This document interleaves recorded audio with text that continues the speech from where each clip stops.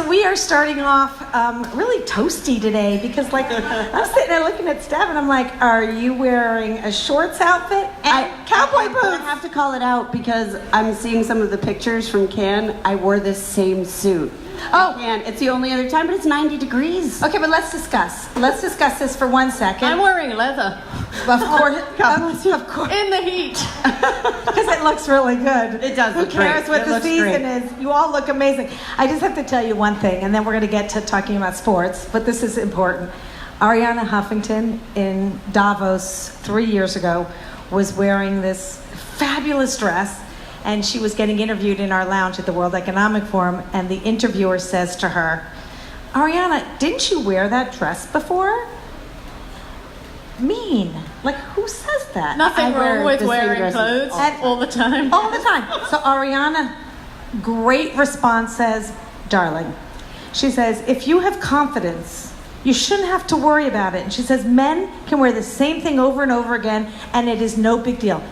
At that moment, 3 years ago, she started a challenge to all of us. She says, I'd like you all to wear the same thing in Instagram 3 times at least and be proud. So you have one more to go. Yes, okay. And so I started doing it, and I say, Ariana, look at all my Instagrams. I'm wearing the same thing over and over and over again. I also don't check luggage, so it helps a lot to have an excuse to wear the same thing over and over again. So badasses up here. Very exciting. And I just have to tell one more story before we go unplugged, which is a day in the life, although I love these questions, so I might have to read them. I was in Arlington, Texas with Talia a couple of days ago with the mayor, and we were talking about doing a huge activation for women in esports. And I look out the window and I see 2 things.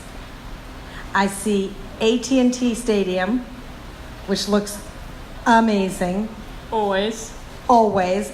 And I see a whole billboard for the McMahons. For WWE. For WWE. For SmackDown going live on Fox, which is a week from Friday, by the way. Just for that. SmackDown. Cheap plug. Who's ever been to WWE?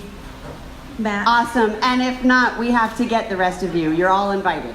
So anytime you want to come, please just let us know. We can work through the Female Quotient Lounge. We can make it happen. Yeah, it's But really also in amazing. AT&T Stadium is where the Women's Evolution, that's where we announced the rebranding. Okay, so first, introduce yourself, tell us who you are, what you do, and then go right into the rebranding. And then I want to go into AT&T talking about all the work that they are doing to amplify women in sports. Fantastic. Let's just So start there. I'm Stephanie McMahon. I'm Chief Brand Officer for WWE. And, you know, Shelley loves me to tell this story. I'll tell the fast version. So we had a whole women's evolution that started in 2015. It really started with our audience with a hashtag called Give Divas a Chance that trended worldwide for 3 days, specifically calling for longer matches, better character development, better storylines, more athleticism from our women. Our audience demanded more from us in how we treated our women. And the result was our chairman and CEO, who's my father, he responded and he said, we hear you, keep watching, hashtag Give Divas a Chance. So at AT&T Stadium at WrestleMania, which is akin to our Super Bowl, in front of over 101,000 people, it's a spectacular facility, we announced the rebranding of the Divas division to the Women's division, unveiled a new championship belt that Shelley has one of. Wait, I don't just have a belt. I have a real championship You do. belt that weighs how much? Well, I'm not sure, A but lot. It's a heavy, And a heavy talk about piece. leather in the seat. I was walking around Cannes with the belt up and down the It's Croisette, customized. and it says Chief Troublemaker. If there was ever a champion for women's rights, it's Shelley Zales. She absolutely deserved that championship belt, and it was such an honor to be able to give it And to you you. carried it. I do, of course. Well, I think Laura carried it in the back. Thank you, Laura. It's really I display it so proudly, and I really did wear it for 2 days straight in the heat in Cannes, up and down the Croisette. God bless you. God bless you. I loved it. And so since that time, in Abu Dhabi, for the first time ever, we had a women's match, and we were allowed to have a women's match. It took us 6 years, and during that match, a chant broke out of men and women chanting, "This is hope," which is not your typical WWE chant. We signed Rowdy Ronda Rousey. We had our first ever all-women's pay-per-view that trended #1 worldwide for over 2.5 hours during the last game of the World Series and NFL Sunday Night Football. And for the first time at this past year's WrestleMania at MetLife Stadium in front of over 80,000 people, our women headlined WrestleMania. They were the main event in the same building where just 6 years prior, the only women's match was cut for time. So you talk about an evolution. But there's so much more that needs to be done, and that's why we're here, is really to talk about women in sports and just support of women everywhere. We're a part of See Her in Sports. We're a part of, yes, we're a part of She Is. We were part of the campaign for the USTA, for the US Open, Women Worth Watching, because women are worth watching. Only 4% of sports promotion across all sports networks goes to women's sports. Can you believe that? As if, like, think about top 10 plays of the week when you're watching, any network, and I'm not going to name anybody, but it's really across all of them. How many of those top 10 plays do you see that are women's plays? You're telling me women aren't killing it? I see it all the time. But they say attendance is down, they say ratings is down, and that's because people don't know when the games are on. How many of you know when the WNBA playoffs are? Right now. See? And by the way, WNBA here in the lounge tomorrow. Great, perfect plug. So perfect plug. There's a lot that we all need to do together, and we're really proud to be partnered. But a lot of it is awareness. Like I said to Jeff, the mayor, I said, Jeff, when we come to do the whole lounge at eSports, see all these big screens in AT&T and the eSports and the Lowe's hotel that is attached. I said, this is our opportunity. I said, we want to do screen takeover, but make it real so it's integrated, but 50-50 yes. visibility. And he says, done. It was just giving him the idea because people just don't know. And then we have Fiona Carter. Oh, introduce yourself. Sorry. Hey. Hi, I'm Fiona Carter, or Fiona Carter, depends which. Carter. Fiona Carter.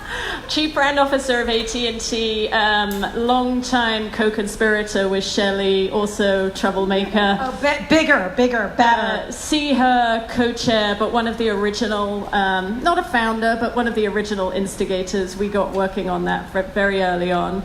Believe passionately at AT&T that diversity and inclusion is not only a social imperative, but also a business imperative. It's really, really good business. So if you're in a low growth business right now, actually inclusion and diversity is your way to connect with an audience that's been unreached and that has not been engaged with. And they're begging for you to engage with them, whether it's women or underrepresented communities. So I think that's what's really, really important. It was funny, I have an anecdote for you. I bumped into another lady in the industry. We were getting our hair did because we're all going to be on panels.